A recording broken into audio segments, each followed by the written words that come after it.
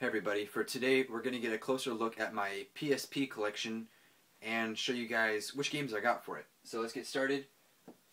First up, Stalker. This is my favorite fighting game on the go for the PlayStation Portable. Absolutely love it. Capcom did a phenomenal job with the sprites, character animations, all the combos, and the way the game looks on the PlayStation Portable is just incredible. If you guys like fighting games, really look into getting this one.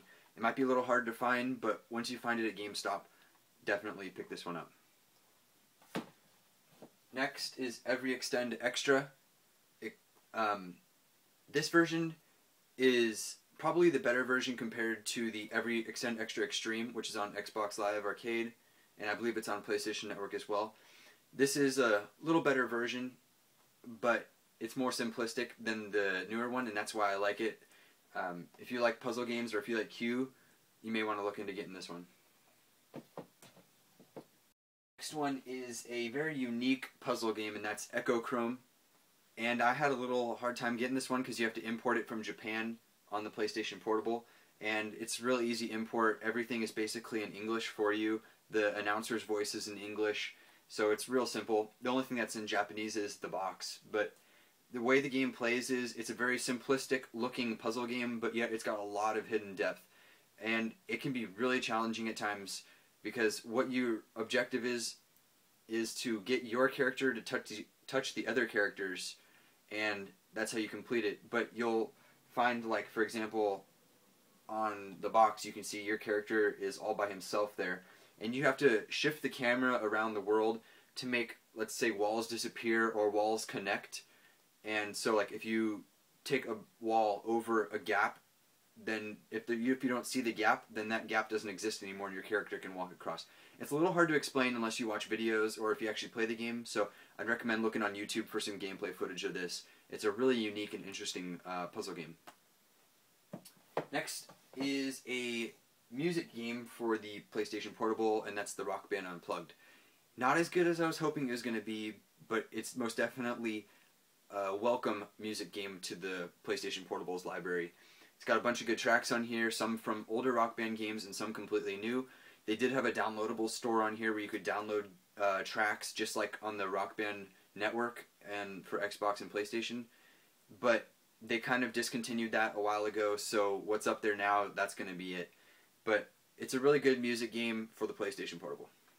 Next is the only game I have which doesn't have the case. I lost it somewhere, and that is Tekken. This is probably my second favorite fighting game compared to Stalker's. This one is a close second. Really good visuals, and it's got a pretty good multiplayer mode if you ever have someone to play with, so recommend getting this if you got someone to play. Next is Twisted Metal Head-On, one of the first games you could pick up with your PlayStation Portable, and it's still a worthy pickup nowadays, even if you find it for a couple of bucks in the bargain bins. I would definitely recommend you check it out. It's just like all the other Twisted Metal games, a lot of fun, a lot of mayhem. So if you like those kind of racing games where they're not very serious, it's just lighthearted, fun, action stuff, then you may want to get Twisted Metal. Next up is God of War Chains of Olympus. This is my favorite action game on the PlayStation Portable, and it has probably some of the best graphics for the system. What this basically is God of War 1 and 2 mashed together and then put on the PlayStation Portable. The button configurations and controls work flawlessly, almost better than actual God of War games on the PS2. But the only complaint I have with this game isn't the fact that it's 4 to 6 hours, it's that the boss battles aren't as big as in God of War 2, or 1 for that matter. But I think that's just a hardware limitation, and I haven't tried Ghost of Sparta yet, so I don't know if that's changed, but there's not very big boss battles in this game, and there's not very many of them compared to the other God of War games. So just to let you know that before you get into it. This next one is Grand Theft Auto Liberty City Stories. I didn't really have that much fun with it. I thought it was going to be fun, like just putting in the cheat codes and playing around a bit, but that really only lasted me maybe an hour or two. I didn't find this one that enjoyable. But then again, I'm not a super big Grand Theft Auto fan, but you might be, and if you are, you may want to look into this one too. The next one is Gunpei by Q Entertainment, and this is probably my least favorite Q Entertainment game on the PlayStation Portable, but it's still really good. It's a really unique game where you have lines that go across the screen and you have to get all the lines connected from one side to the other. It's a little hard to explain, but once you play maybe 1 or 2 sessions or rounds, whatever, you'll get the hang of it and you'll know what to do.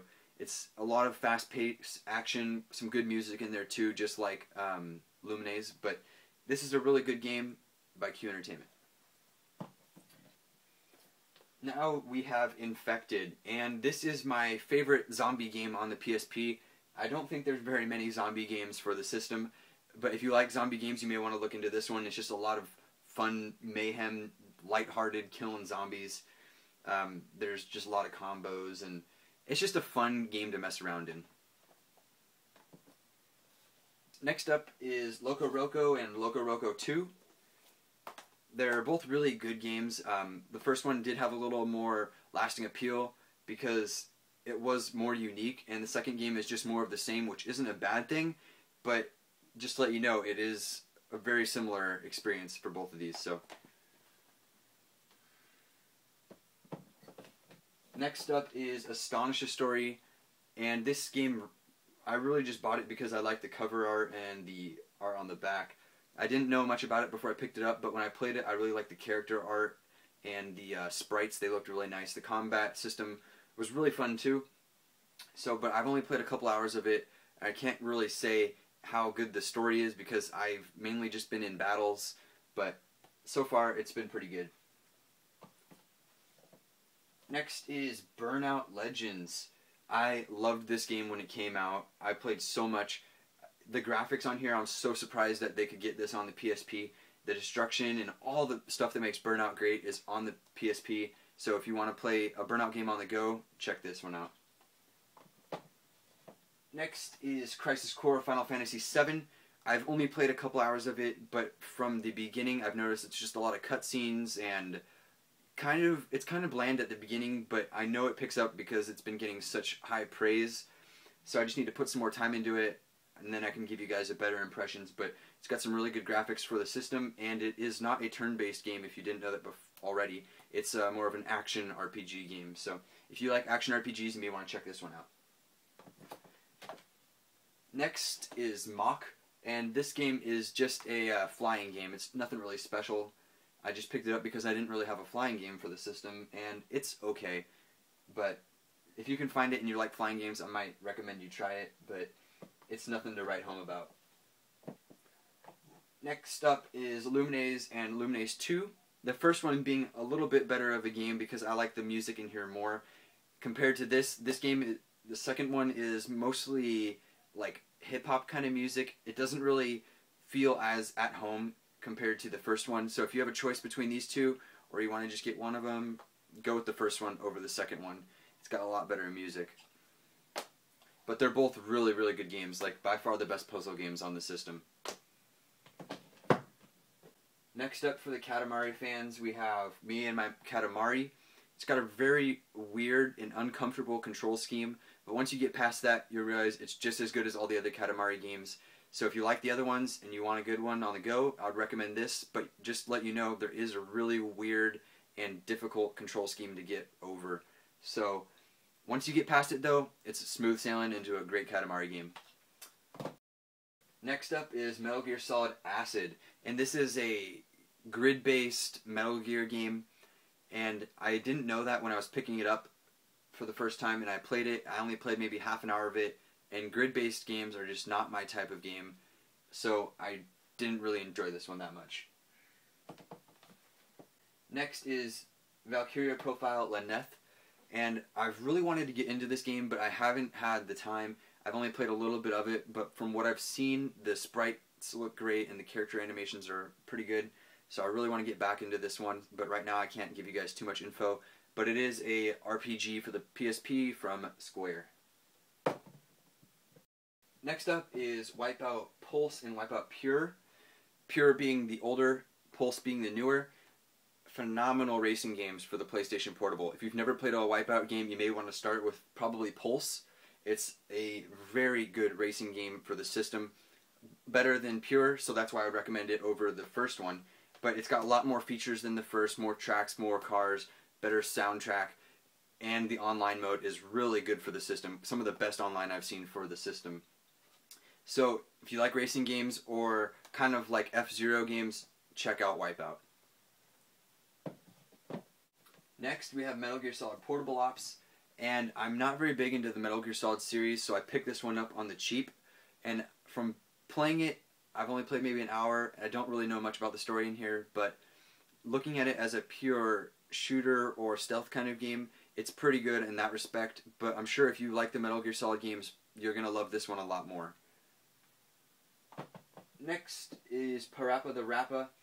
I still haven't opened this yet, but if you liked the original PlayStation 1 version, I'm sure you're going to like this one, and I'm sure I'm going to like it. I need to crack this open pretty soon, though, and play it. So next, we have Patapon II, and it just improves over everything from the first Patapon. A little less repetitive, but still kind of, just because you still have to do the same kind of button commands and stuff like that, but it's still a really good game, and I would definitely recommend looking into it if you like the first one, or if you like unique rhythm-based games.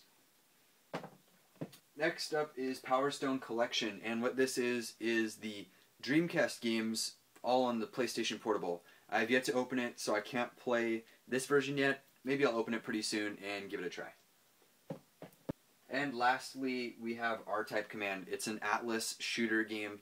It's a fairly decent shooter for the PlayStation, and if you don't like importing, because a lot of the really good shooters you have to import, this is a pretty good US version, so I'd recommend you get this if you like shooting games.